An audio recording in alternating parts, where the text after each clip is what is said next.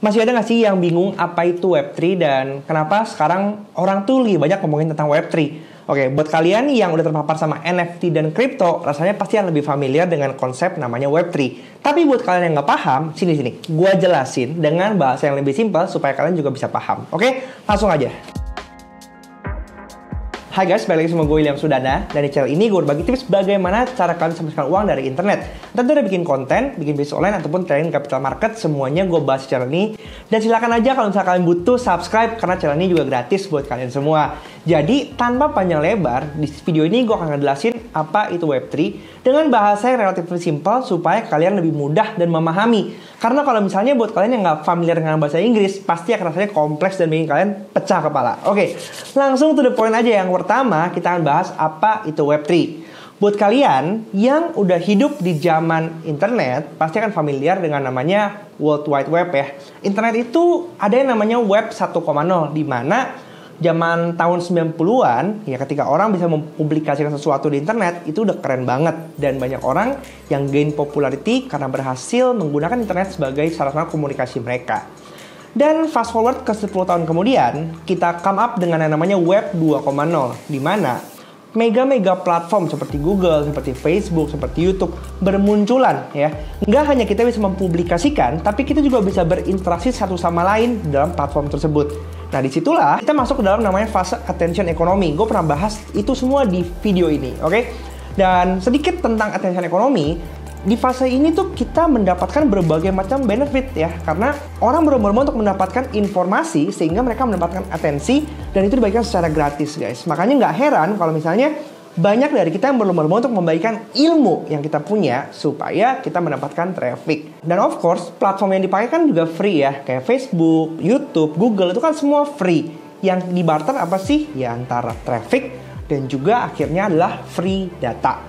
Jadi yang sebenarnya makin kaya tuh ya yang punya platform lah. Karena mereka bisa menggunakan seluruh informasi dan data yang mereka dapatkan untuk kepentingan mereka jual dalam bentuk iklan nantinya.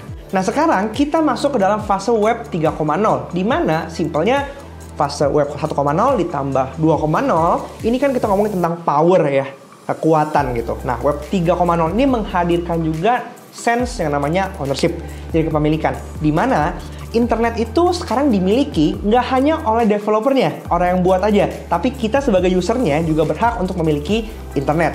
Loh kok bisa gitu? Karena semuanya ini didukung dengan seluruh perkembangan zaman ya. Buat kalian yang familiar dengan cryptocurrency dan NFT, pasti juga akan familiar dengan namanya blockchain teknologi.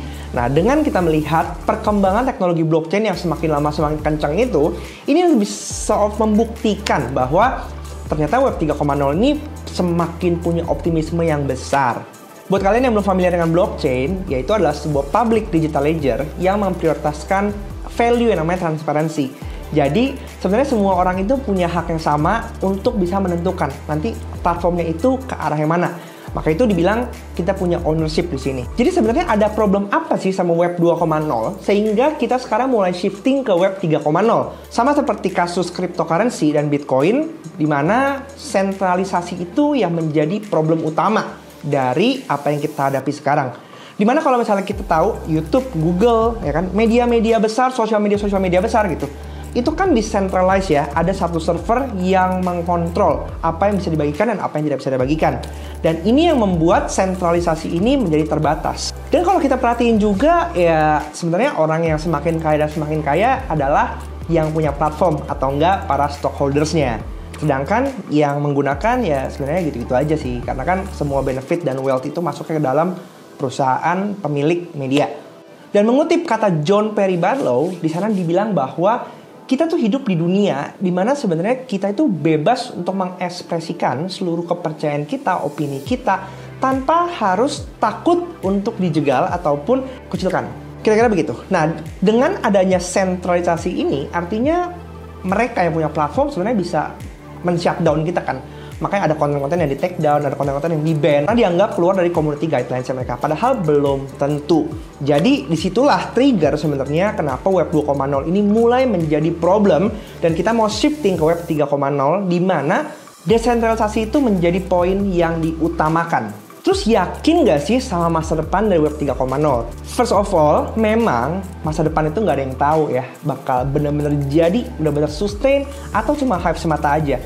Tetapi kalau misalnya kita ngelihat historical, di mana berawal dari Bitcoin, Ethereum, penggunaan teknologi blockchain yang implementasinya semakin lama semakin luas, sehingga ini membuat optimisme dari masyarakat tuh menjadi bullish. Kalau misalnya Bitcoin dan Ethereum dan segala utility-nya aja berhasil melakukan berbagai macam hal, bukan nggak mungkin dong desentralisasi yang mau kita terapkan ini juga bisa terimplementasi di ranah internet dengan skala yang lebih luas lagi. Nggak hanya sebagai financial, tapi juga mungkin bisa jadi insurance atau loan atau lending protocols yang dimana itu udah berjalan sekarang ini.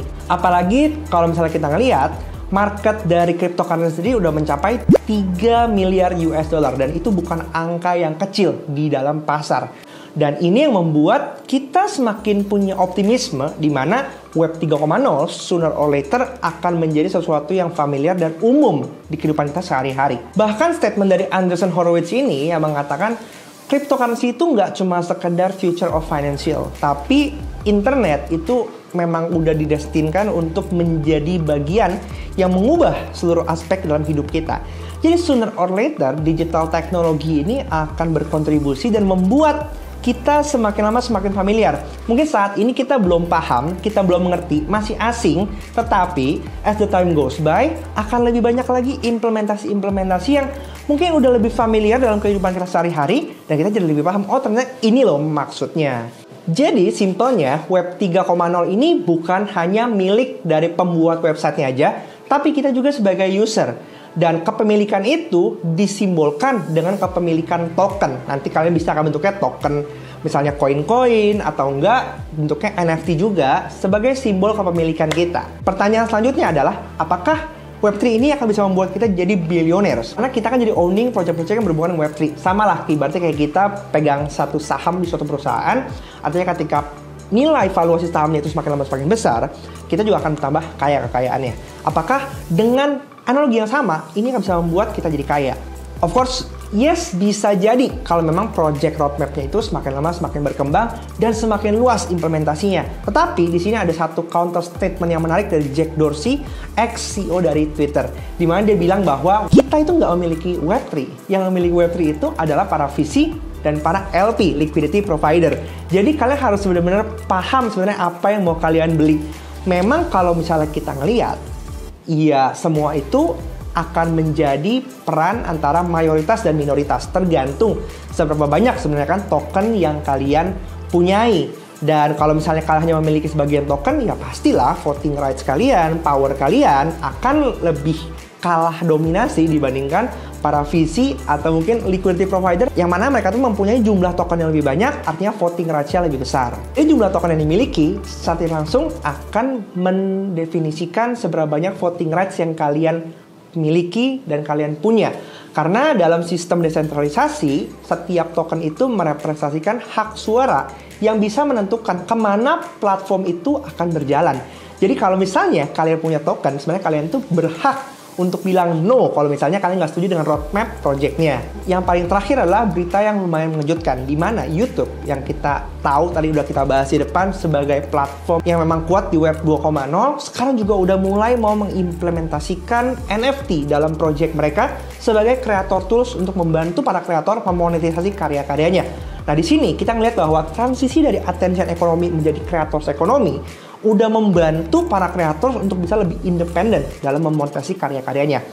Dan bentuk adaptasi YouTube untuk masuk ke dalam dunia Web 3.0 dalam bentuk NFT juga, ini yang akan menjadi benefit buat kita para kreators ya. Walaupun sebenarnya belum ada statement yang clear di mana YouTube mendefinisikan apa privilege dari NFT itu, apakah ini akan bertabrakan dengan konsep copyright. Kepemilikan dari NFT itu ya jadi dipindahin ke para NFT holdernya, sedangkan kita para kreator kan membuat video dengan susah payah ya. Apakah copyright dari karya kita itu akan malah pindah-pindah sesuai dengan esensi dari NFT ya, transfer ownership.